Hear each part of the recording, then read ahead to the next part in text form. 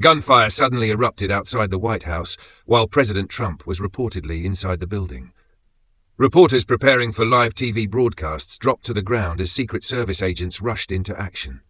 Within seconds, one of the most heavily protected places in America was thrown into chaos. But what investigators uncovered afterward made the situation even more disturbing.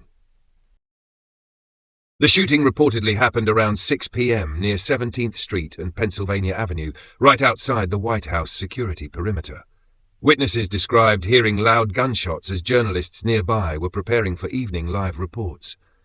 According to investigators, the suspect allegedly approached a checkpoint, pulled a firearm from a bag, and began firing towards Secret Service officers. Agents immediately returned fire as panic spread across the area. Several reporters and bystanders reportedly scrambled for cover while emergency vehicles rushed toward the scene. The White House was placed on lockdown for nearly an hour, and tensions escalated even further once people learned President Trump was reportedly inside the building during the shooting. But the suspect's identity quickly raised even more questions. Authorities later identified the suspect as 21-year-old Nazir from Maryland. But what shocked many people was the revelation that this allegedly was not his first encounter with Secret Service agents. Reports claim the suspect previously approached agents near the White House and allegedly made concerning statements. Another reported incident involved him entering a restricted area near the White House complex months earlier. As those details spread online, many people began questioning how someone with prior run-ins involving federal authorities could allegedly return armed to such a highly secured location. Reports also mentioned possible mental health struggles connected to the suspect, adding another layer of concern to the investigation. And soon, one major question began dominating the national conversation. As details continued emerging, speculation rapidly grew over whether President Trump himself may have been the intended target. Officials later confirmed Trump was not harmed and remained safe inside the White House during the incident.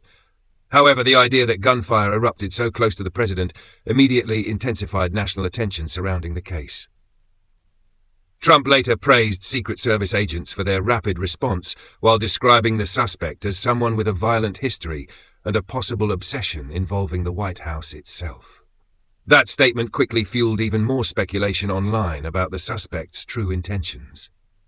Former Secret Service officials also weighed in, explaining that investigators frequently encounter individuals who develop dangerous fixations involving presidents, political power, or symbolic government buildings. Some experts even referenced historical assassination attempts involving former presidents to explain how these types of obsessions can escalate over time. As Americans watched the story unfold, fears surrounding political violence and presidential security quickly returned to the national spotlight, and soon another major debate began taking over social media. As the investigation continued, many people started questioning whether White House security measures need to become even stronger moving forward.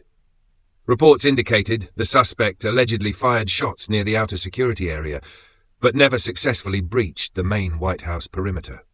Former Secret Service officials defended the response, arguing that the system worked exactly as intended because the threat was neutralized before reaching the building itself. Experts explained that the White House already sits inside one of the most heavily secured zones in the world, with layers of fencing, surveillance systems, armed patrols, and restricted access areas surrounding the property. Still, critics online argued that repeated security incidents near major political landmarks continue raising serious concerns about modern threats facing government officials and law enforcement agencies. Others pointed to the growing tension in American politics as a major factor contributing to increasingly dangerous situations. Meanwhile, eyewitness accounts from reporters who experienced the chaos firsthand continued spreading online, keeping national attention focused on the incident long after the lockdown ended.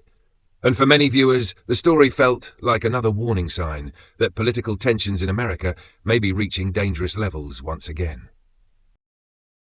As investigators continue searching for answers about the suspect's motives, the shooting outside the White House has already become one of the most talked-about security incidents in recent weeks. And for many people watching the story unfold, one question still remains: how close did this situation come to becoming something far worse?